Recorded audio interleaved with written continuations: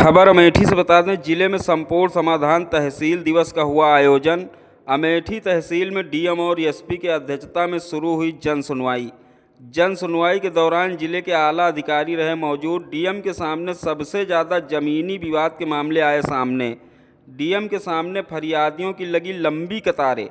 बुजुर्ग महिला ने दबंगों पर लगाए जबरन जमीन कब्जा करने का आरोप है कि बेटे को बहला फुसलाकर दबंगों ने लिखवा ली है जमीन। न्याय के लिए दर दर भटक रही बुजुर्ग महिला। अमेठी तहसील के मुराई का पुरवा मजरे जंगल रामनगर का है मामला। सर, पेड़ों को पुनर्स्थापित और पौधों को वितरित करने का एक अनोखी पहल की गई है। देखिए, मैं आपको ये बताना चाहूँगा कि बिना पर्यावरण के जीवन संभव नहीं है। इसी क्रम में जनपद अमेठी में दो विशेष कार्य आरंभ किए गए हैं। एक तो ये कि कहीं भी जनपद में यदि किसी विकास योजना के फलस्वरूप वृक्षों का काटा जाना प्रस्तावित होगा तो हम उन वृक्षों को काटने के स्थान पर उन्हें पुनर्जीवन प्रदान करते हुए रिक्त स्थानों पर या सार्वजनिक भूमियों पर पुनर्रोपित करेंगे। इसी क्रम में अभी अमेठी बाईपास पर कुछ वृक्ष काटे जाने प्रस्तावित थे जिनकी आयु 25 से 35 वर्ष के आसपास थी। उन वृक्षों को वन विभाग के सौजन्य से हमने पुनर्स्थापित किया है और आगे भी इस कार्य को हम जारी रखेंगे।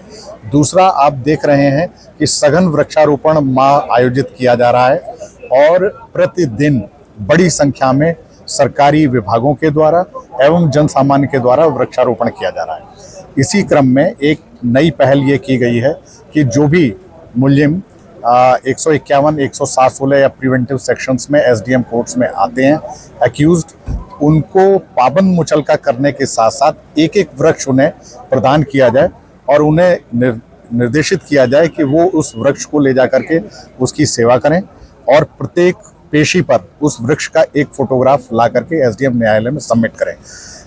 यदि वृक्ष की क्षति हो जाती है या वृक्ष मर जाता है तो इसमें जमानतें निरस्त करने पर भी विचार किया जाएगा।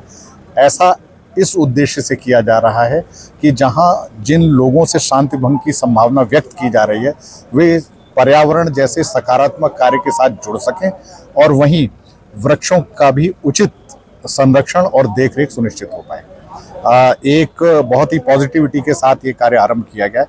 मेरा विश्वास है कि इसके अच्छे परिणाम आएंगे। सर, जनपद में बृहद वृक्षारोपण भी स्टार्ट होने वाला है। हर साल लाखों पौधे लगते हैं, लेकिन सबसे बड़ी समस्या ये आती है कि वो संरक्षित नहीं हो पाते हैं।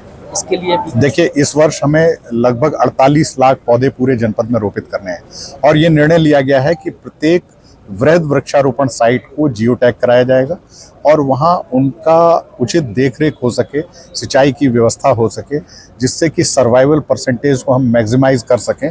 इस उद्देश्य से सभी विभागाध्यक्षों और ऐसी एजेंसियां जो इस कार्य में लगी हुई हैं उनको निर्देश दिए गए हैं और हम प्रयास करेंगे कि हमारा सर्वाइवल परसेंटेज 90% से ज़्यादा हो।